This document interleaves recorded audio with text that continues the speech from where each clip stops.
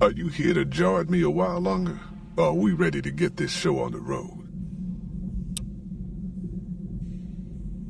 Are you now? You know we ain't coming back this way for a good long while now, right? And you know about the weight limit. I don't want no whining about old Mr. Masterson. I left my one-of-a-kind plasma cannon back at base. Can we go back for it? You sure you're ready now? Well, all right then. Let's get moving. We got a long road ahead of us.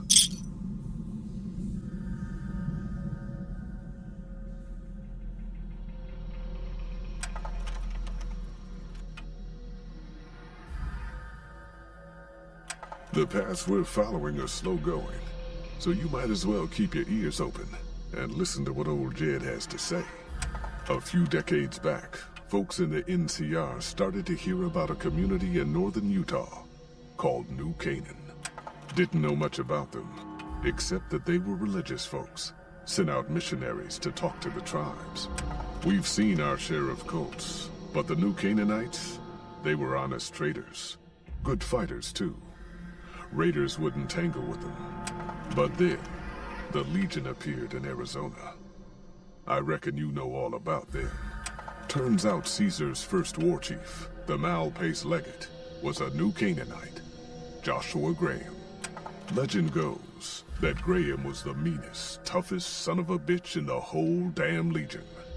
The New Canaanites wouldn't talk about him. They were ashamed. Guess I can't blame them. Well, at Hoover Dam, the Malpace Legate finally met his match. Hanlon and Oliver kicked his New Canaanite butt right back over the river. Caesar had to make an example for the others, to show them that even at the highest level, failure wouldn't be tolerated. He had Graham covered in pitch, lit on fire, and thrown into the Grand Canyon. People say he didn't even scream on the way down. Not long after, some of the slaves and tribals started to talk. Said Graham wasn't dead. Shouldn't have been any surprise. All this talk bothered Caesar, so he forbade anyone from speaking his name. Wanted to erase Joshua Graham from history. He got his wish.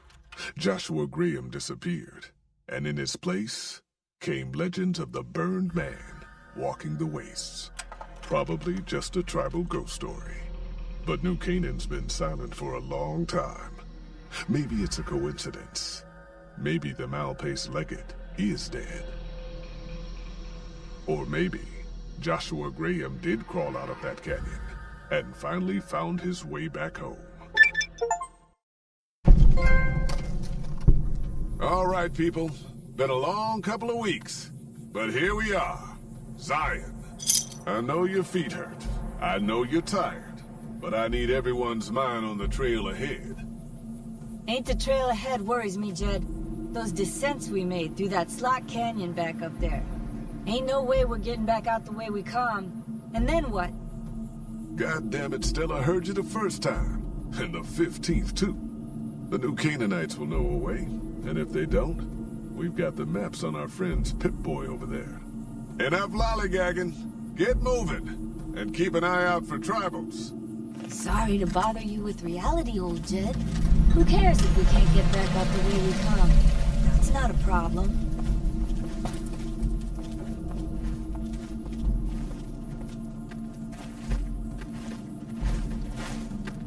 Howdy.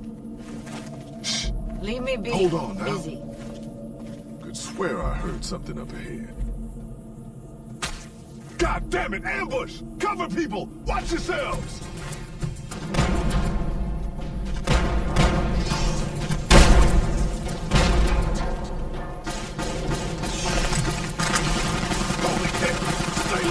Stay low!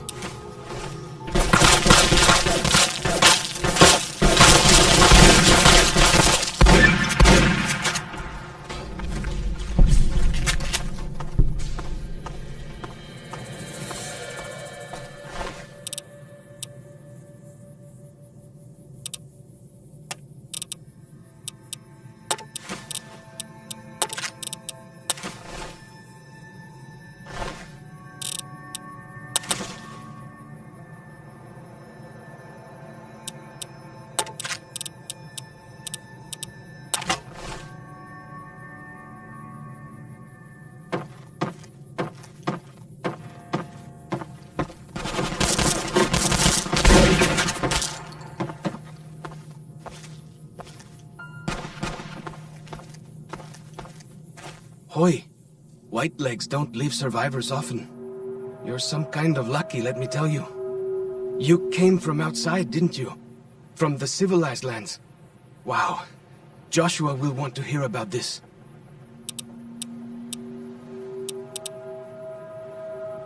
Joshua Graham. He leads our tribe.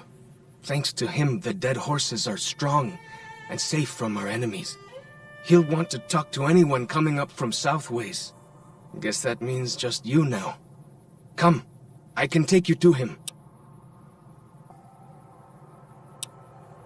Good sists. We head east then. Joshua is at our tribe's camp in the Eastern Virgin.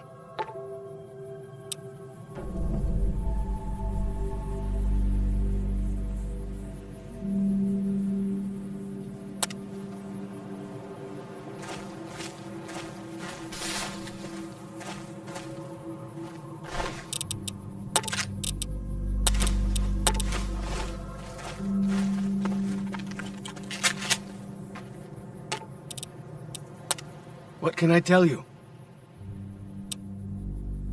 Mostly it's the mountain bighorners. Whole herd of them up on the cliffs there. Usually they're not too aggressive, but lately, whew. My guess is one of the calves got lost somewhere along the way. Bighorners are communal. One missing calf, and the whole herd gets ornery. If that calf doesn't turn up soon, they might very well come down into the valley and attack the camp. Yeah? Hey, thanks. Most of the hunters don't listen when I tell them the problem. Just one thing. Try not to kill any bighorners if you can, yeah? You'll drive the herd off and we'll have to range farther on our hunts.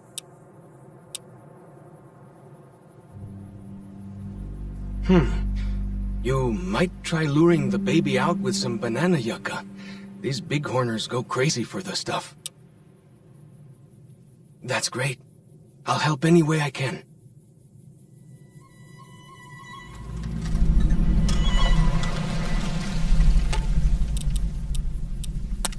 What can I tell you? Whitelegs. Nasty bunch.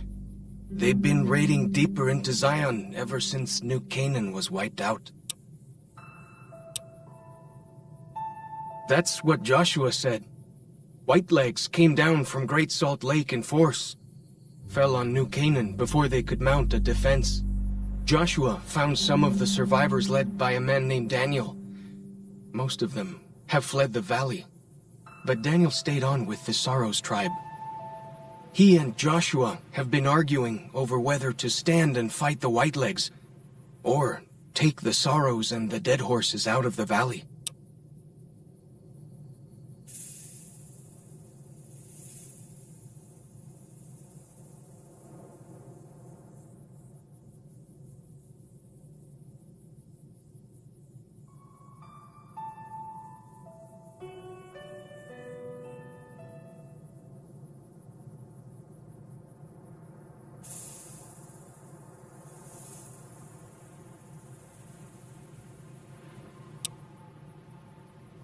That's the weird part. Normally, the Whitelegs keep to the Great Salt Lake. I don't know what brought them down this far south. What can I tell you? Our advanced scouts leave chalk signs to mark places rich with game. I'm not a full scout yet, so I follow the marks and guide the hunters. Dead horses mark ourselves to commemorate our hunts. When a hunter takes a great beast, or when a youth goes on his first hunt, he gets a tattoo.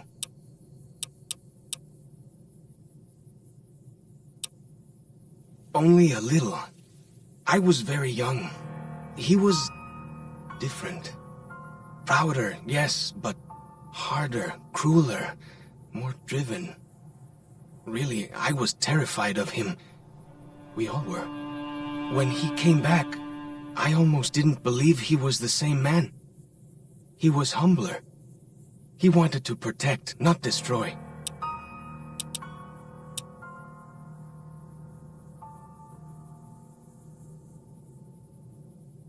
If it wasn't for Joshua, the dead horses would still be the whipping boys of the Zion Valley.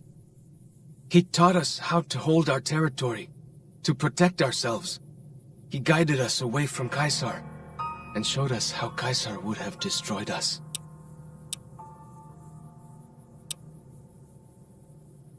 We decorate our clubs with them to honor Joshua Graham. They were the weapons of his old tribe, so now they are ours.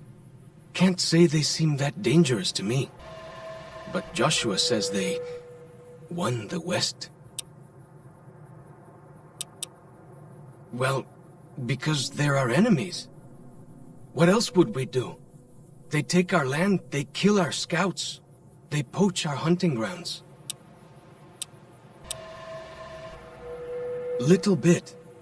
I met some of their missionaries a few times, but I've never been to their city. Joshua could tell you more.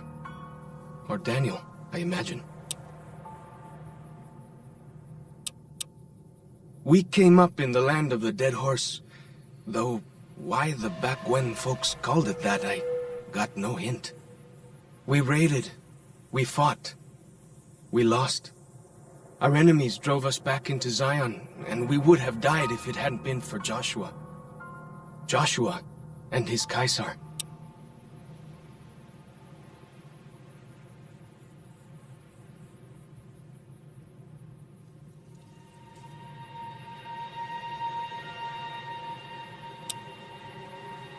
When Joshua first came to us, he was servant to a man he called Caesar.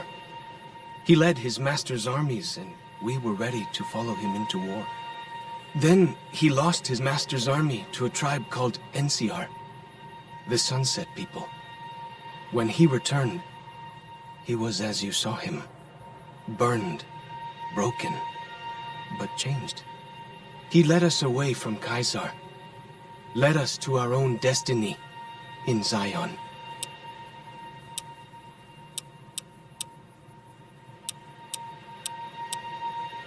He's been the chief of our tribe since he came back to the valley.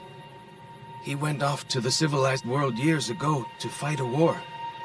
That didn't go well.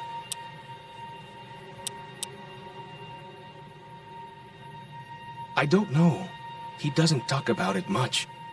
Maybe. But how can two civilized tribes fight over something as small as a dam?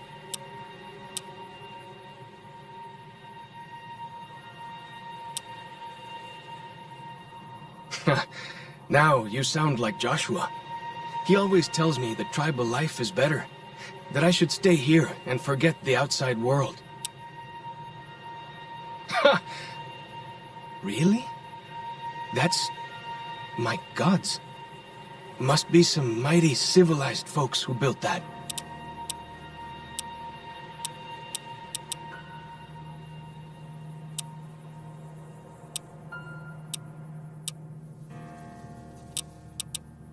Go with fortune, friend.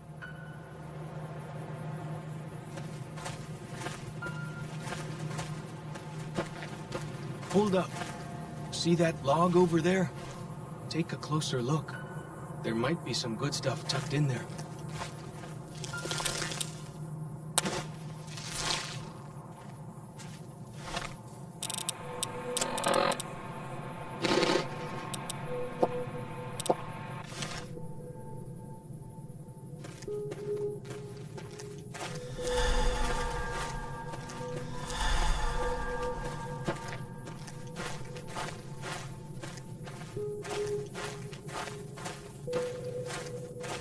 We follow this path for a while.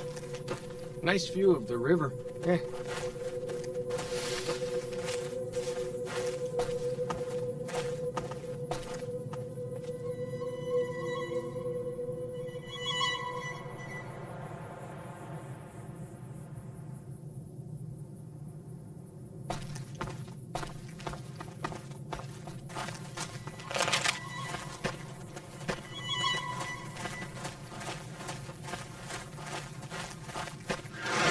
Breeze.